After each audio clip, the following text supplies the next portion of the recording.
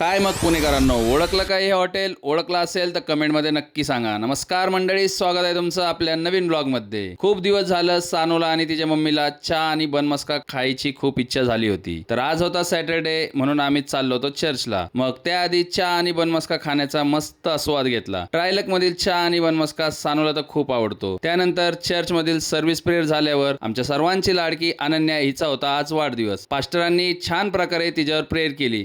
गर्भात येण्याच्या आधी देवा तू हे जाणलं परमेश्वरा, आणि देवा हिला पाचारण केलं प्रभू परमेश्वरा, आणि त्या दिवसापासून देवा तू तुझी मेहर नजर ह्या लेकरावर.